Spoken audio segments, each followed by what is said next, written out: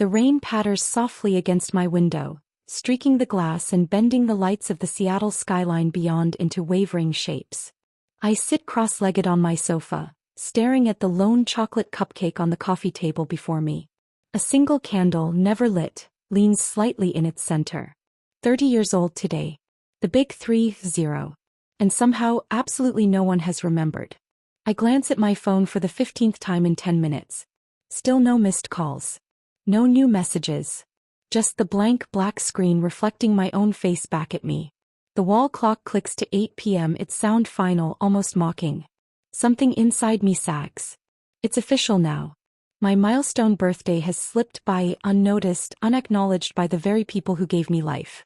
I unlock my phone and, against my better judgment, open Instagram. I know I'm inviting disappointment, but my thumb scrolls anyway, almost automatically, until I find what I knew I would. My sister Camille's newest post. There she is, glowing at her piano recital last night, her hands perfectly poised over the keys. 78 likes already. The first comment, my mother's. Our brilliant star. Your father and I couldn't be prouder of your magnificent performance. Dad's comment follows swiftly, that's my girl. Even Mozart would be jealous. The familiar knot tightens in my throat. 30 years of this cycle and it still slices through me like the first time. I exit Instagram and swipe to my camera roll instead, finding the photos from the boutique hotel redesign I completed last month. The warm lighting. The harmony of luxury with preserved history. My project. My triumph. The one that earned me industry praise and a life-changing bonus. A tear falls onto the screen, warping the image of my greatest professional success. I brush it away quickly with my sleeve. No one's ever going to celebrate you, Layla, I whisper under my breath. Not the way they celebrate her. The memory rises without permission. Me at 10 years old, perched on the sofa in a pink dress my grandmother had sent, hair smoothed, a smile fixed firmly in place. Waiting. Hoping. Hurry up, we can't be late for Camille's recital, my mom had shouted, dashing past without so much as glancing at me. But what about my party? I had asked timidly. Dad had tousled my hair absently. We'll celebrate next weekend, kiddo. We never did. That was the day I first learned to fade, to step quietly into the shadows of my own life. To expect little. To accept even less. And to clap louder than anyone as Camille shone center stage. I swipe at another tear, irritated with myself. I'm 30 years old, not a child. I should be past this. The cupcake sits untouched, its frosting stiffening under the weight of time. I reach toward it, then pause. What is there to celebrate exactly? Another year of invisibility? Another milestone ignored? Not this time. I sit straighter and open my laptop. My bank balance fills the screen. $97,342.16. Years of diligent saving, bolstered by the $68,000 bonus from the hotel project. Money I've never spoken about, because no one has ever cared enough to ask. My finger hovers over my phone. The idea forming in my mind feels daring, reckless even. Yet for the first time all day my pulse quickens with something more than disappointment. I press call. Seattle Audi, this is Trevor speaking. How may I assist you? Comes the cheerful voice on the other end. Hi, I reply, my voice steadier than expected. Do you have any Q5s in stock? We certainly do. Several models, actually. Are you interested in scheduling a test drive? I glance at the cupcake, the dark window dripping with rain, the silent phone that hasn't rung once. Actually, I say, I'm thinking about buying one. Tonight. There's a pause. Tonight. Trevor repeats, surprised. We're open for another hour. If you're serious, I can begin the paperwork now. I'm very serious, I respond. Ending the call, I rise to my feet and catch sight of my reflection in the glass. For a second, I hardly recognize the woman staring back. The straightened posture, the lifted chin, the glint in her eyes that looks startlingly like defiance. If they won't celebrate me, I tell my reflection, then I'll celebrate myself. I grab my wallet and keys, leaving the lonely cupcake behind.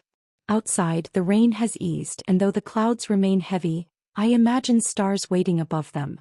For the first time in 3 decades, I will give myself the gift I deserve. 40 minutes later, the Audi dealership glitters beneath its bright lights. the showroom floor shining like wet pavement after rain.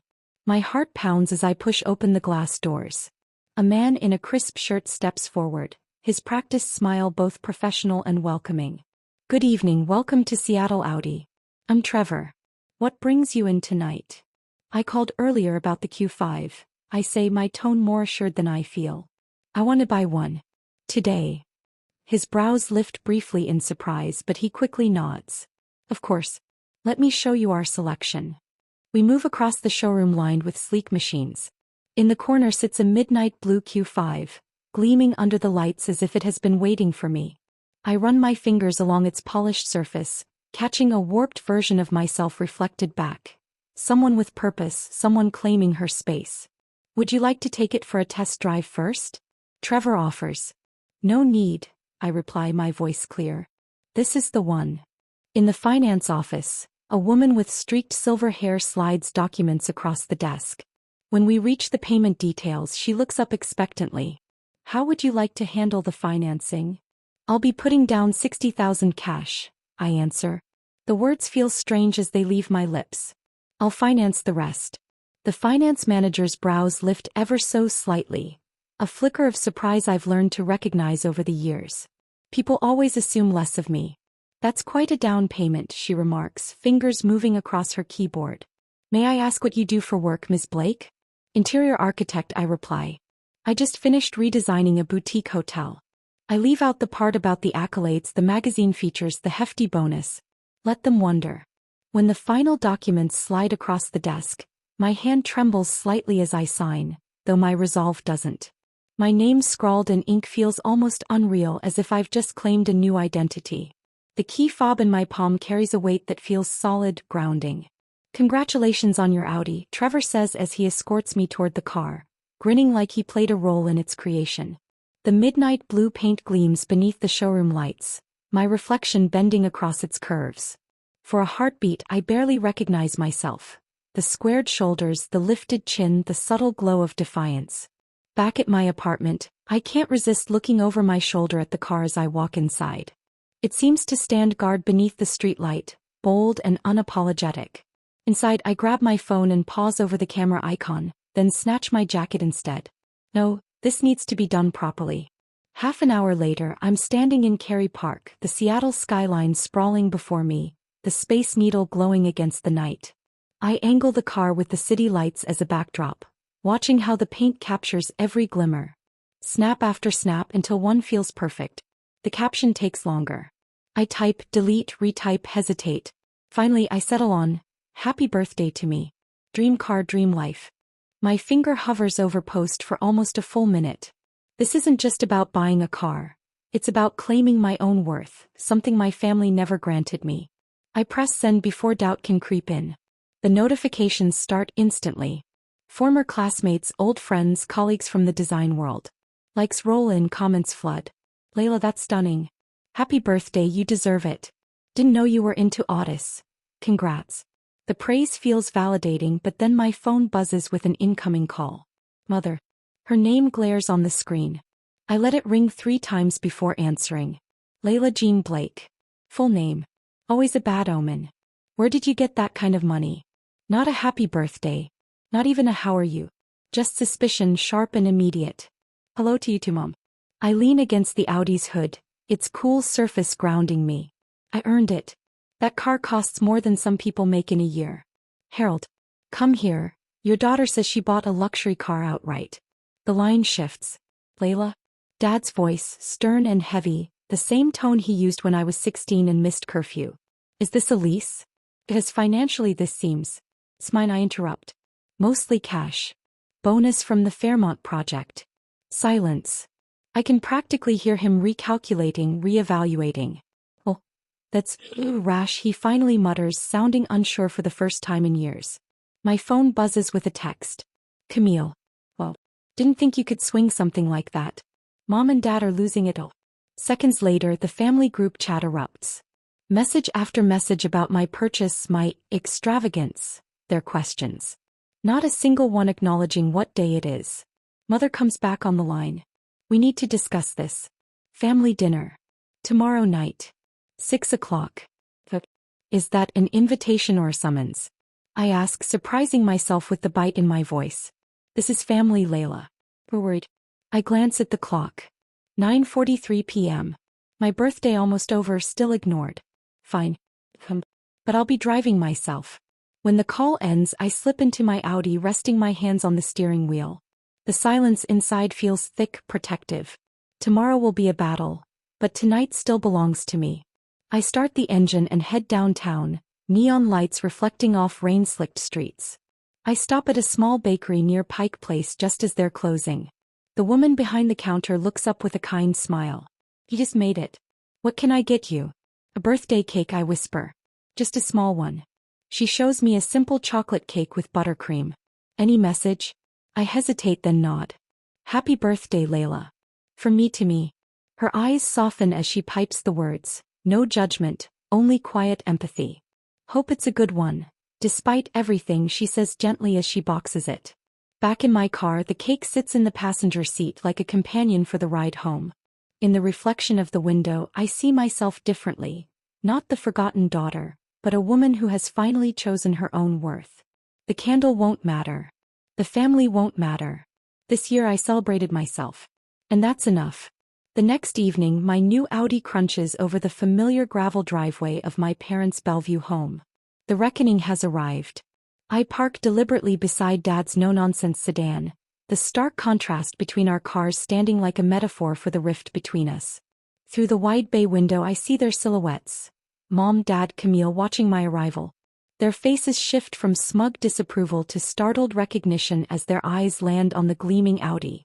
I stay seated for a moment, fingers locked around the wheel. The cake box rests quietly on the passenger seat, its inscription hidden like a waiting fuse. 30 years of unsaid words rise in my throat, pressing against my lungs. Tonight is different, I whisper to my reflection in the rearview mirror. Gathering the box, I step out into the cool evening air. Mom opens the front door before I even reach the steps. Layla. What a surprise. Her eyes flick past me toward the car, then snap back to my face. Come in, dinner's nearly ready. Dad waits in the foyer, arms folded across his chest like a guard at his post. That's quite a machine you've got there. Yes. It is, I reply simply, brushing past him with the cake box balanced carefully in my hands. Camille hovers nearby, her expression a strange mix of curiosity and unease. Hey, nice car. The dining room hasn't changed. Same polished maple table where milestone after milestone was celebrated, almost all belonging to Camille.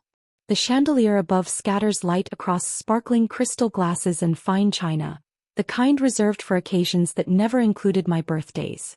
No. Mom asks, already filling glasses. Just water, I answer. My mind needs to stay sharp. Dad claims his usual throne at the head of the table, comfortable as always in his dominion. So Layla, he begins. That car must have cost a fortune. Financing is dangerous, you know how those dealers are. They'll say anything to trap you. I take a sip of water.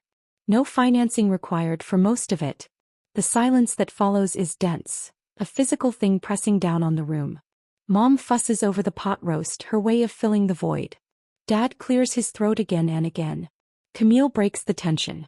The Thompson Hotel project must have gone well, she offers, reaching for the salt. It did. I cut into the meat with steady hands.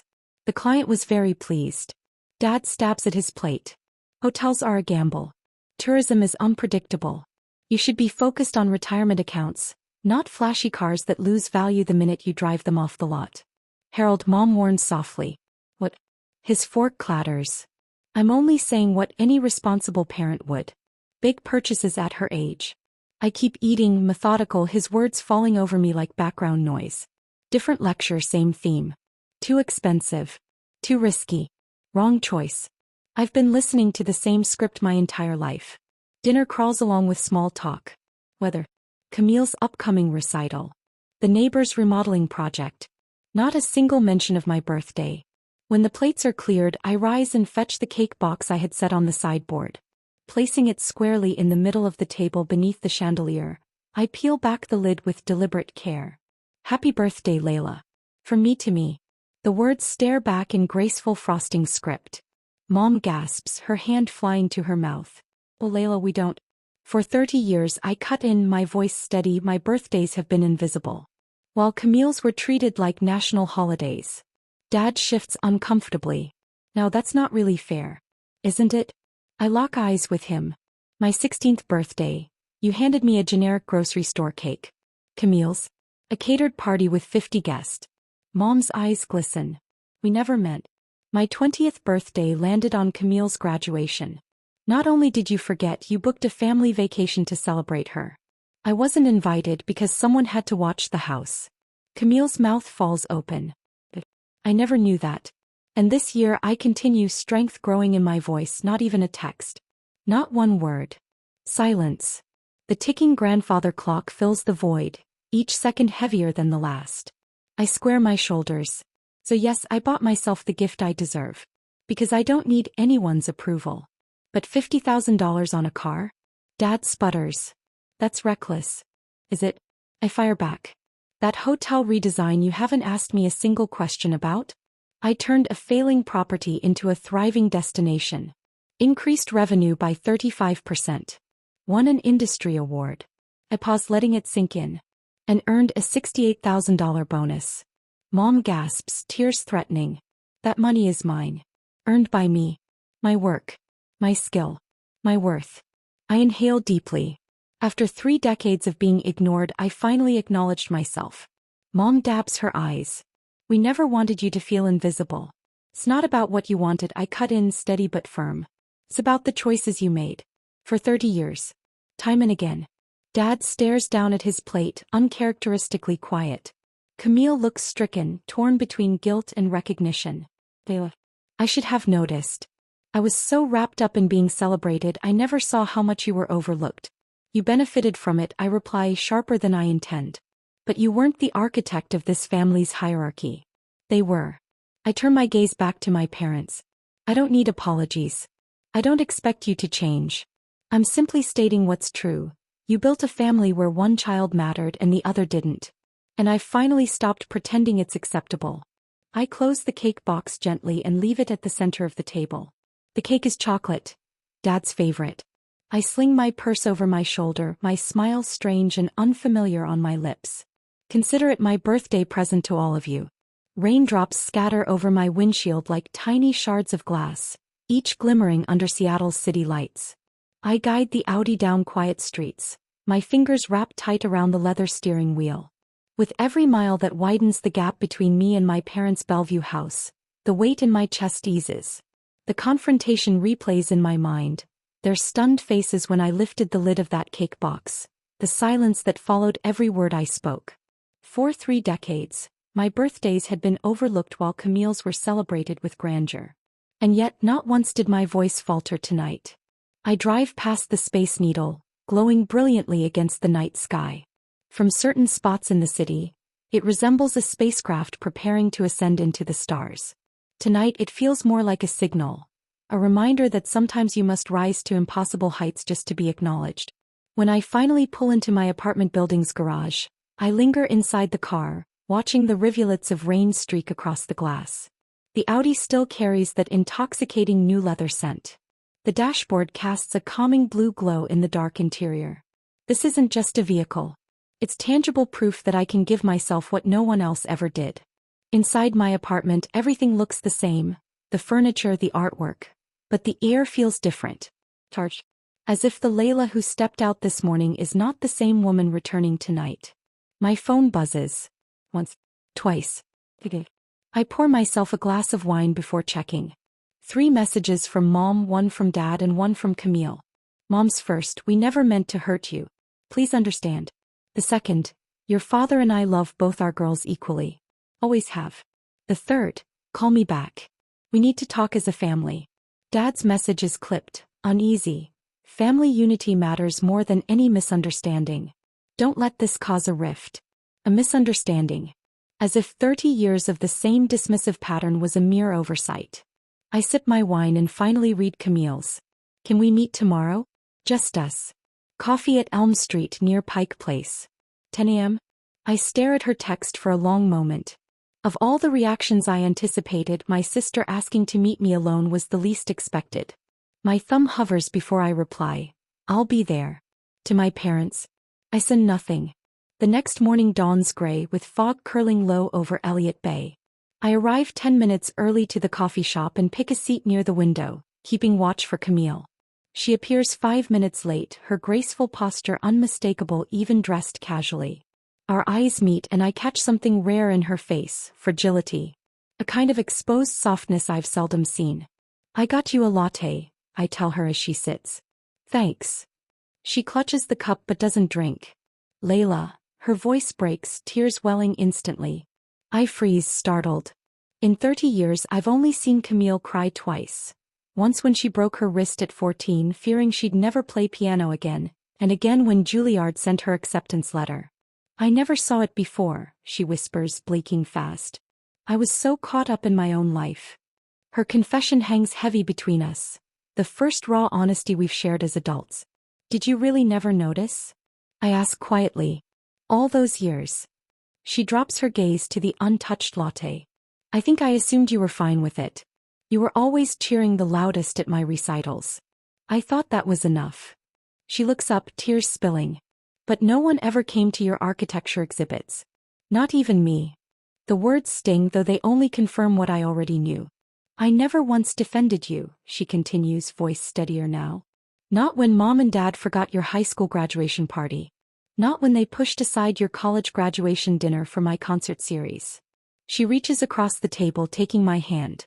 I was blind to my privilege in this family. I let her hold my hand, but my lips stay closed. What can possibly be said after decades of invisibility? I'm so sorry, Layla. 4 words. Simple, yet heavier than any apology my parents could muster. Later that week Mom calls. I nearly let it go to voicemail but answer at the last second. Layla, she says cautiously, I was looking at your firm's website. The hotel redesign you led last year. It's beautiful. The compliment feels foreign, almost disorienting coming from her. Dad phones the next day. That car, he says gruffly. It suits you. From him it's practically a love letter. Camille texts more often now. She asks about my work, tells me less about her own.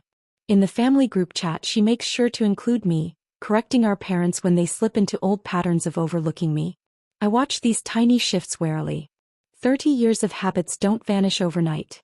Still, something has cracked, like a dam finally beginning to leak. At night, I run my fingers along the Audi key fob resting on my coffee table. A small object that shattered years of silence. I wonder if family dynamics can truly transform after decades, or if we are simply adjusting roles within the same tired script. Rain begins again, pattering softly against my window. But tonight it doesn't echo sorrow. It sounds like applause. A week later, raindrops tap gently against my windshield as I cross Lake Washington back toward Bellevue. The Audi's leather scent still feels symbolic, a reminder of the turning point each time I slip behind the wheel. Another buzz from Mom lights up my phone. The 3rd message today. We're looking forward to seeing you, sweetheart. Drive carefully. I drum my fingers against the steering wheel, still adjusting to this unfamiliar version of Margot Blake. The mother who remembers to text, who asks about my projects, who seems to genuinely care about my life. The invitation had arrived 3 days ago. Special dinner on Friday. Just us 4. Her voice had carried an unusual note of hesitation. Nothing extravagant. I nearly refused. After 30 years of old wounds, 6 months isn't long enough to rebuild trust. But something about her tone that day, earnest, almost anxious, made me accept. Now as I cross the bridge that ties my new world to the old, my bold, redesigned apartment fades in the rearview mirror. Ahead lies the street where I grew up, invisible. I turn onto the familiar block and freeze. Blue and silver balloons sway on the mailbox, shimmering in the evening breeze. A lump rises in my throat. I park behind Dad's truck and sit still, steadying myself for whatever comes next. Through the windshield I catch a glimpse of Mom peeking through the living room curtains. She lifts her hand in a small wave, her smile tentative, uncertain. The front door swings open before I even reach it. Layla, she says, stepping forward to pull me into her arms. Her hug lingers longer than usual, her familiar perfume clinging to me, yet somehow it feels different, colored by this new fragile balance between us. You look beautiful. Thanks, I murmur, following her inside. The air is warm with the aroma of roasting chicken, layered with a sweeter scent, Cinnamon, maybe. What's going on? Mom's eyes flick toward the dining room. Why don't you see for yourself? I round the corner and stop in my tracks.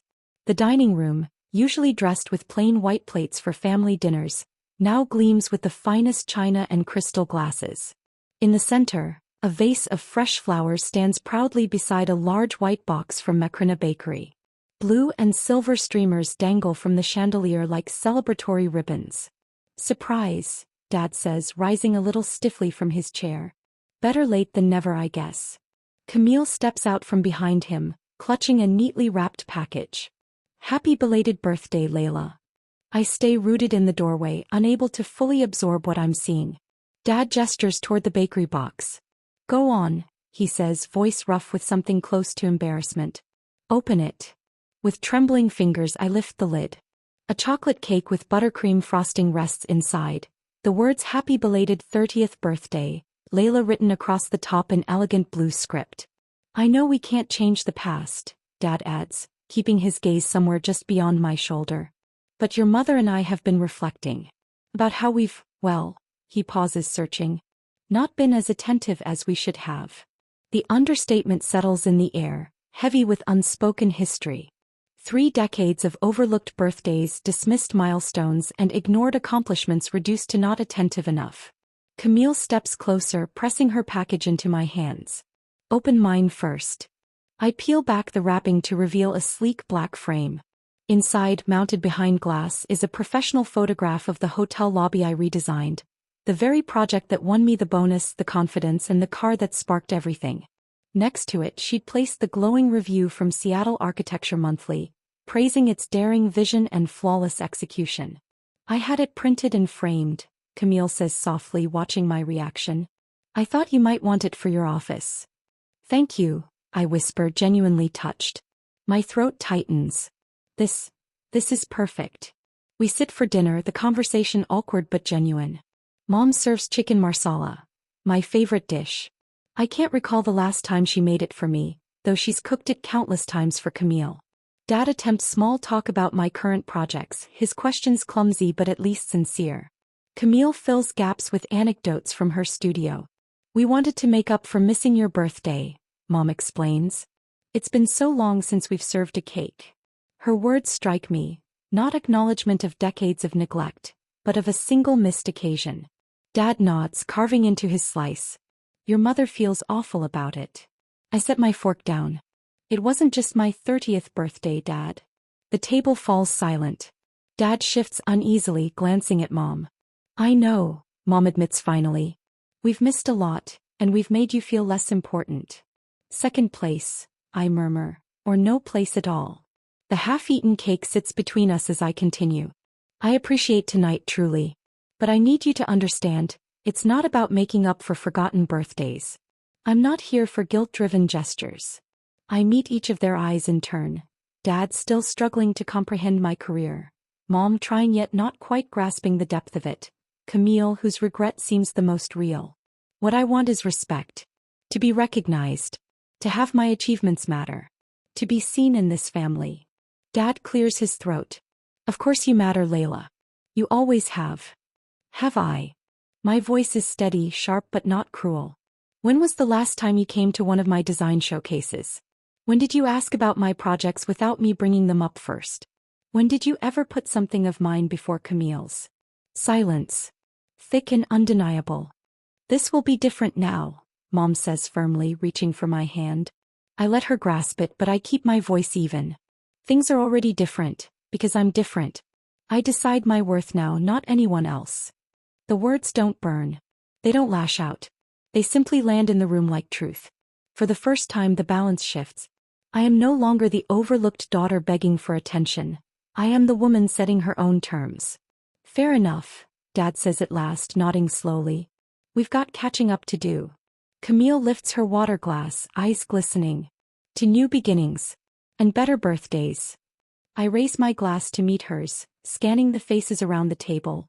My flawed family fumbling their way toward repair. Not because of guilt, not because I demanded it, but because my act of self-worth forced them to see me as I am. The cake tastes sweet on my tongue, not flawless but enough. Just like this moment.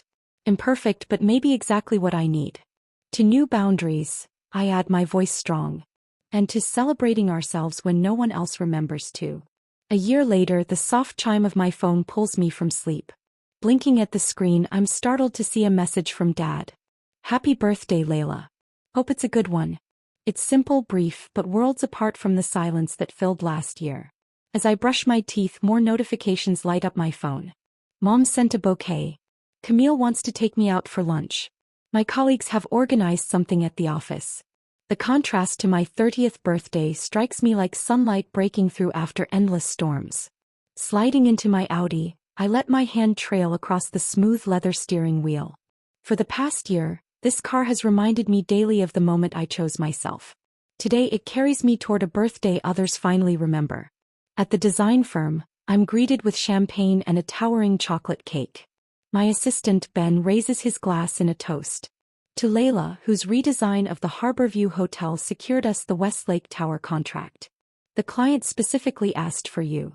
The applause surrounds me, and for once I don't brush it away. A year ago I would have made some awkward, self-deprecating joke. Today I meet their cheers with a smile, lift my glass and say simply, thank you. I couldn't ask for a better team. Later, Camille meets me at our favorite restaurant on the waterfront. She feels different, more present, less wrapped up in herself. I reserved us the best table, she says, guiding me to a seat overlooking Elliott Bay.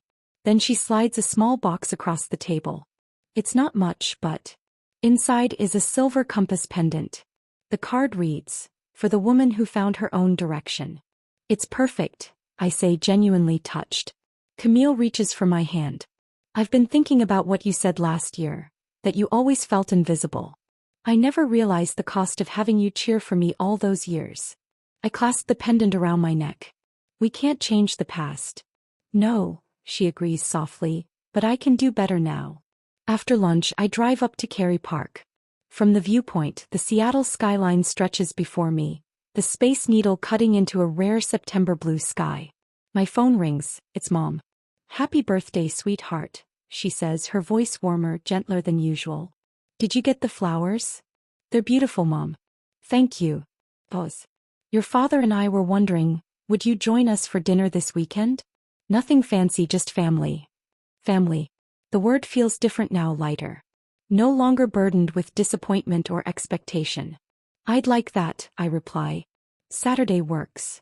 This time it feels like an invitation, not a demand disguised as one. That small shift feels enormous. When I return home, a package waits by my door, Camille's handwriting scrawled across it. Inside I find a handmade scrapbook. Page after page captures moments I thought no one had noticed. My college graduation. My first design award. Newspaper clippings about Harborview. A note slips out between the pages. I see you now. I'm sorry it took me so long. My fingers trace a photo of me standing beside my Audi the day I bought it.